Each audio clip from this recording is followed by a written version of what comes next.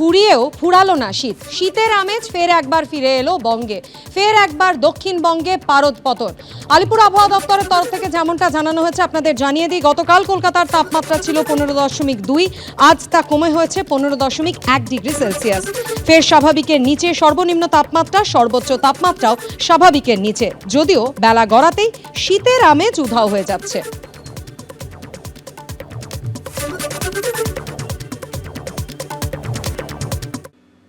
গতকাল কেন্দ্রীয় বাজেট ঘোষণা হয়েছে, আর সেখানে দেখা গেছে Varanasi Siliguri high speed rail corridor থেকে Dankuni Surat cargo freight corridor কিংবা দুর্গাপুরের শিল্প corridor.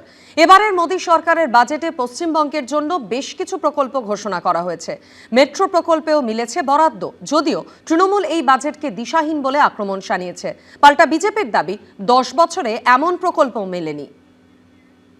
Environmentally sustainable movement of cargo, I propose to 1. Establish new dedicated freight corridors connecting Dankuni in the east to Surat in the west. Budget কিছু নেই, এটা colourless, ওডারলেস and tasteless budget. কেন্দ্রীয় অর্থমন্ত্রী হিসাবে budget ভাষণের সংখ্যার নিরিখে প্রণব মুখোপাধ্যায়কে টপকে গেলেন নির্মলা সীতারামন। কিন্তু প্রণব মুখোপাধ্যায় রাজ্য পশ্চিমবঙ্গের মন পড়তে কি সফল হলেন তার উত্তরসূরি?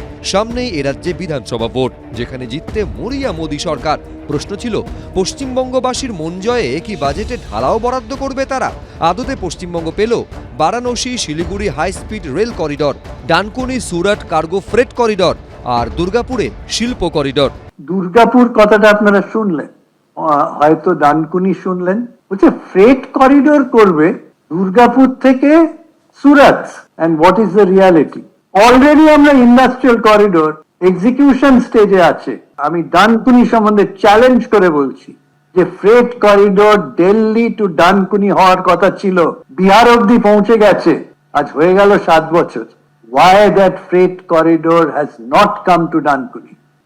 Why on Bihar অব্দি এসে আটকে আছে? হাই স্পিড করিডোর, ওইটার মধ্যে যে 7টা দিয়েছে তাতে বারাণসী শিলিগুড়ি রয়েছে।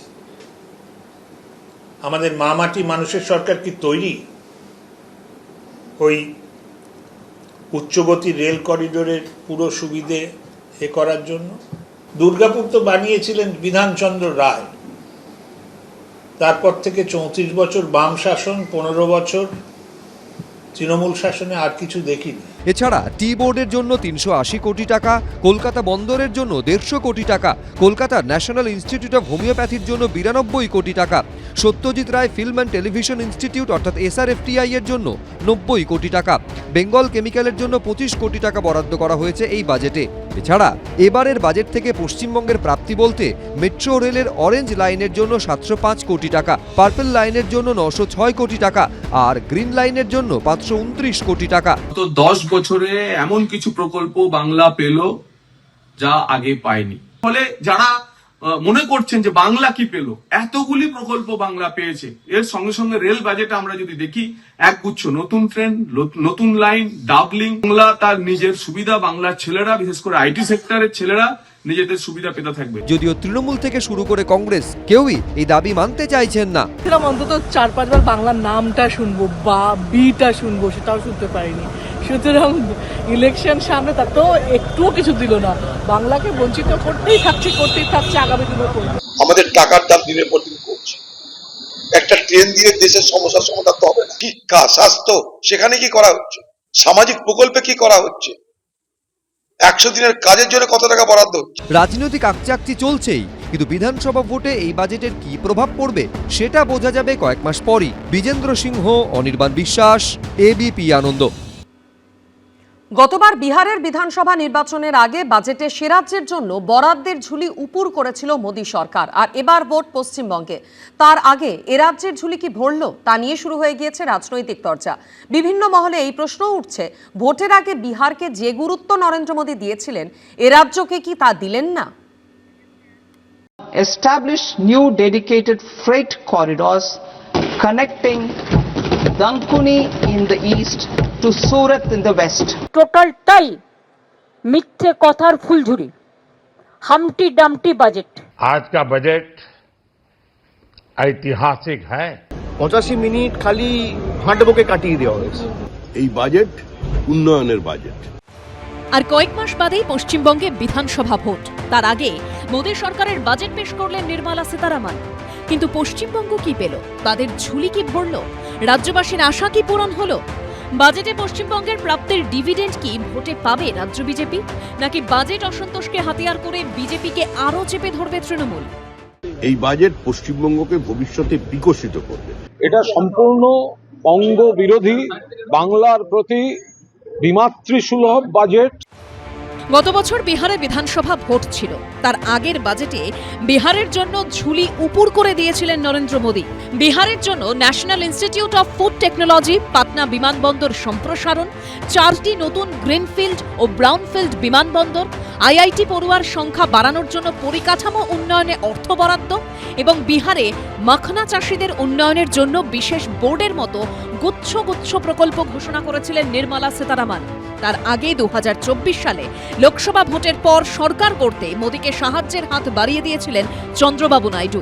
এরপর বাজেটে অন্ধ্রপ্রদেশের জন্য 15,000 কোটি টাকার বিশেষ প্যাকেজ দেয় মোদী সরকার। এই প্রেক্ষাপটে পশ্চিমবঙ্গে ভোটের আগে মোদী সরকারের বাজেটের দিকে নজর ছিল সবার। চোখে পড়ার মতো প্রকল্প বলতে বাংলা পেল Varanasi Siliguri high speed rail corridor, Dankuni Surat cargo freight corridor আর দুর্গাপুরের শিল্প corridor. In order to promote environmentally sustainable passenger systems, we will develop 7 high-speed rail corridors between cities as growth connectors, namely Mumbai to Pune, Pune to Hyderabad, Hyderabad to Bengaluru, Hyderabad to Chennai, Chennai to Bengaluru, Delhi to Varanasi, Varanasi to Siliguri. For Bengal, what they have given? Nothing. Talking big. কিছু দেয়নি। যে freight করিডোরের কথা বলেছে ডানকুনি থেকে, ওটা আমার railway বাজেটে 2009-এ I placed the budget. There you will see I have mentioned about Dankuni and Amritsar. তাহলে কি ভোটের আগে বিহারকে যে গুরুত্ব নরেন্দ্র মোদী দিয়েছিলেন, পশ্চিমবঙ্গকে দিলেন না? বিহারের ক্ষেত্রে সত্যি আমরা দেখেছিলাম যে এমন অনেক কিছু ঘোষণা করা হয়েছে যাতে বিহারের যে মানুষ তাদের মনে একটা উৎসাহ তৈরি হবে, উদ্দীপনা তৈরি হবে এবং সেখানে তো তারা ক্ষমতাতেই ছিলেন জোটসঙ্গী হিসেবে।